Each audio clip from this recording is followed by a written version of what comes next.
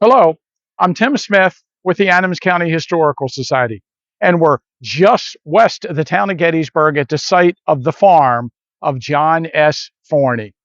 If you like our Civil War videos or our historical content, please subscribe to our channel.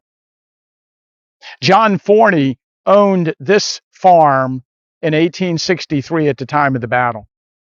He and his young wife had to flee the farm during the fighting. She had a young child. Her father lived just down the Mummersburg Road, a short distance. Uh, Forney's farm was a scene of ferocious fighting on the afternoon of July 1st.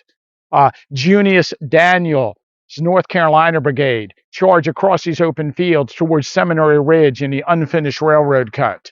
And of course, Alfred Iverson's North Carolinians crossed the Forney farm in their attack against the Union positions on Oak Ridge. And a little farther beyond the Eternal Peace Light Memorial, the brigade of Edward Asbury O'Neill actually headed across the open fields. Alfred Iverson's North Carolina Brigade started here near the current site of the Eternal Light Peace Memorial and headed across these fields towards the woods along Seminary Ridge. Once they crossed the Mummersburg Road, they were enfiladed terribly by infantry fire from John Cleveland Robinson's division. He had two brigades under Gabriel Paul and Henry Baxter, and we'll talk about them in a moment. But Iverson's men were annihilated out in that field by the flank fire. According to Iverson's brigade plaque that was placed here in the early 1900s, he had about 1,470 men present for duty, killed 130, wounded 382, missing 308. He lost over 800 out of the 1,470 men here in this short action, one of the highest losses of any Confederate brigade during the battle, if not the highest. Some of these totals over the years, we kind of play with or speculate about. The 23rd North Carolina was horribly cut up in the damage and percentage-wise lost one of the top highest percentage losses in the fighting. But Iverson's brigade, one of the things you might hear about it is Iverson at the last moment sent his brigade in and then rode off to talk to Junius Daniel about supporting his brigade in the attack, and actually was not with his men when they suffered this heavy loss across the open field. And in the post-war era, he gets ripped by the North Carolina veterans for not being with his men when they suffered this loss. Now let's go over to the area where the fighting actually occurred. So at this area, in front of a stone wall on what we refer to as Oak Ridge, on very close to the eastern boundary of the John S. Forney farm, this is an area that's referred to as Iverson's Pits. And it gets that name, it's popularized by the articles about Iverson's brigade in Clark's North Carolina brigade or North Carolina regiments that comes out in the early 1900s. But Iverson's brigade crossed these open fields towards us. And, there is some speculation about exactly what they were trying to do, but the Northern Army had fallen back into the edge of these woods, and these units were heading across towards that woodlot when elements of Henry Baxter's brigade of John Cleveland Robinson's division arrived on the ridge and fired a volley into their flank. There's all kinds of debatable points about what happened here, and there's all kinds of misinformation written about what happened here. But basically, Iverson's brigade was destroyed.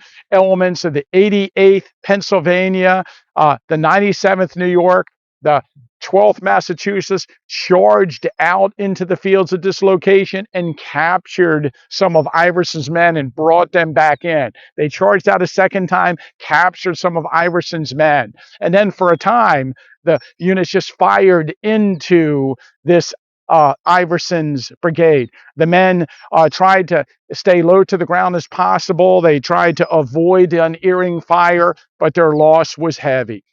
The monument to this spot today marks near the location. And again, this is very debatable as to the site that the 88th Pennsylvania captured the flag of the 23rd North Carolina. Not far from them, the 97th New York captured the flag of the 20th North Carolina. It's funny today that the monuments to the 88th and 97th are actually reversed from what they were during the actual fighting. And this particular monument was originally back along the farm lane that had been built in the 1870s. And this monument right here was placed at that location in 1883. This is the first monument placed on the first day's battlefield. One last thing. After the Civil War, this area became widely known as Iverson's Pits. And there's an allusion in Walter Clark's North Carolina regiments to the fact that farmers refused to plow the field. The ground moaned when they tried to plow it. And that right there was the only ghost story I had ever heard about the Gettysburg battlefield until the early 1990s. And I think it's something like this. I have always believed that ghost stories are a form of local folklore or local history. And usually, ghost stories are conjured up to tell a historical story for a place that doesn't have its own history. So they're a form of legend and lore and history. But since Gettysburg didn't need ghost stories, and Gettysburg had lots of history to talk about, we just didn't have ghost stories until much, much more recently. So I would ask the ghost people this: where were all the ghosts hiding for the first 125 years after the battle?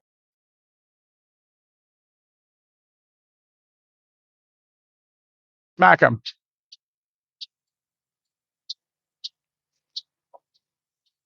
Oh, that's it for this one. That's too sharp. I'm not picking that up. Better watch out. He's smart. He went into the sun where I couldn't see him. How come he only lands on birds? Robinson's division that had just poured heavy fire into Iverson's brigade were themselves forced to retreat an hour or so later when Ramsey's brigade broke through the Union line. And Robinson's division retreated down off of Oak Ridge, across the fields of Gettysburg College, through the town of Gettysburg, and back onto the hills south of it. Try to imagine what it was like when thousands of Northern troops retreated through the town, chased by thousands of Southerners. In the 1880s and 90s, monuments were placed along here to the various units of Robinson's division, including the 11th Pennsylvania Infantry. And on the front of their monument is a small dog named Sally. Sally the war dog. She was a mascot of the regiment. She served with the unit throughout the war. She actually gave birth to several litters while she was with the regiment. She was killed later in the war at the Battle of Hatcher's Run. So you can today visit Sally the War Dog on the front of the 11th Pennsylvania Monument. As you can see, this is one of the more popular monuments on the battlefield, and people visit the monument and they place things here from pennies to there's a Canadian penny. As everybody puts on monuments, a nut and a bolt, a a smooth polished rock that makes a lot of sense, and a little rubber ducky as long as a bear. And by no means do we encourage anyone to place mementos on the monuments, but you can see this is a very popular one. And for the ghost people, of course, they're always leaving dog biscuits for Sally, of course, which disappear during the night. I'm sure you know how that is. There are several monuments on the battlefield that have animals on them, from eagles to mascots to the Irish Brigade that has the Irish Wolfhound on it. So next time you're at Gettysburg, take a look around the battlefield and check out some of the mascots on the monuments.